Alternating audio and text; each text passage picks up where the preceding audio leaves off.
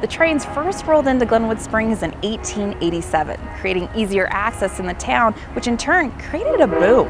This brought in all types of characters, starting with the working class, and then later, on the other side of the tracks, the wealthy.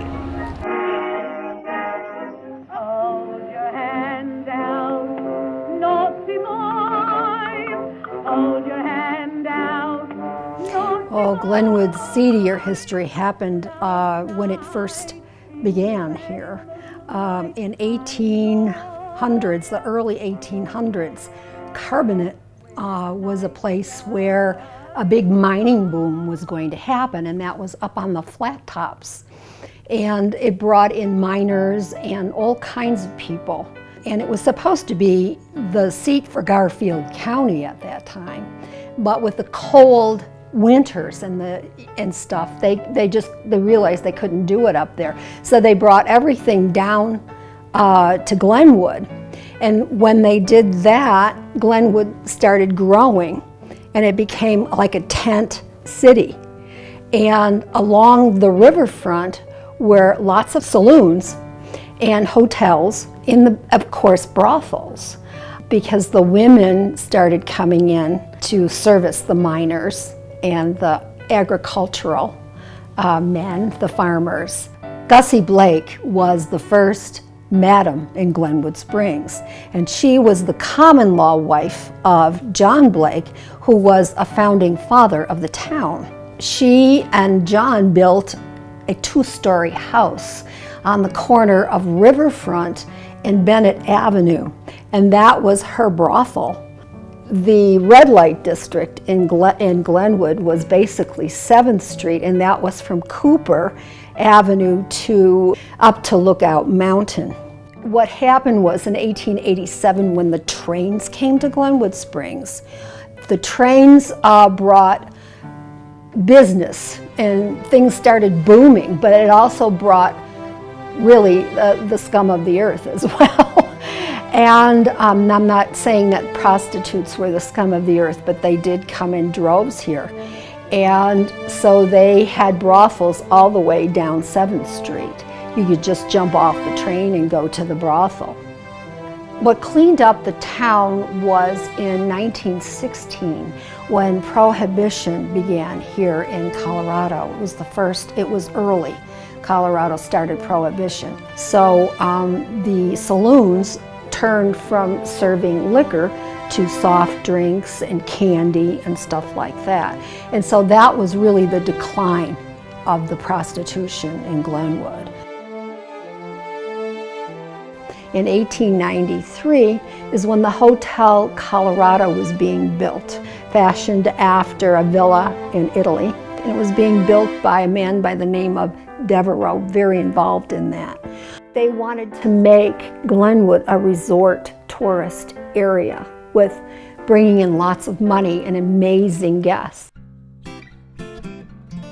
So we believe that the hotels had an important part of the history of Glenwood, from kind of picking up the pieces after the Prohibition to providing economic jobs and revitalization when times were tough. Recently, the hotel and brew pub have been kind of the cornerstone of the redevelopment of 7th Street and Restaurant Row in Glenwood Springs.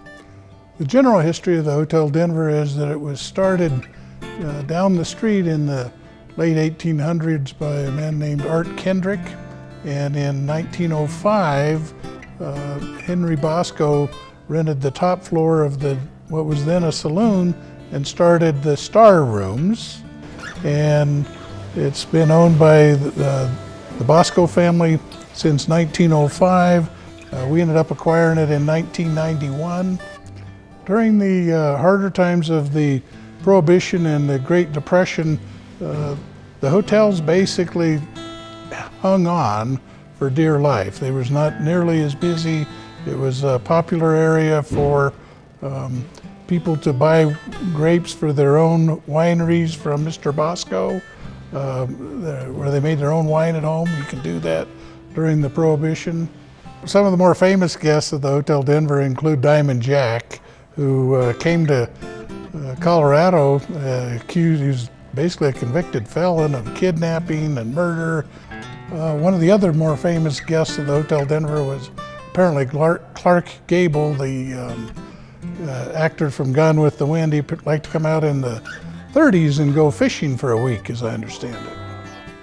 The role of the hotel in the history of Glenwood Springs has been kind of a comfort area for the blue-collar workers, as the common man's hotel to stay in. They had a wonderful restaurant here at the hotel that everybody talks about. The hotel across the river, the Hotel Colorado, was the luxurious hotel, and the common folk really didn't feel comfortable there or could afford it. That's the biggest role of the Hotel Denver in the history.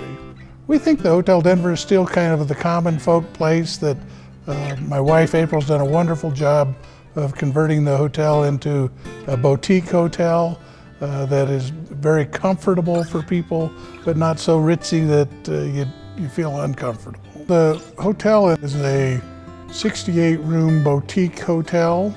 At one time during its heyday, it was 100 rooms, but we've slowly converted it to where it's down to 68 rooms. We consider them boutique rooms. A lot of them look like the lobby here in the atrium. They have exposed bricks in the rooms. We have exposed ceilings in the rooms. Quilts, hardwood floors. We have a 5,000 square foot meeting room, basically a full service hotel. So if the wall behind me could talk, I believe that it would say, be humble, you can live through everything. I've watched Prohibition, I've watched movie stars, I've watched gangsters, immigrant struggles, a shooting or two, Prohibition, and survivability.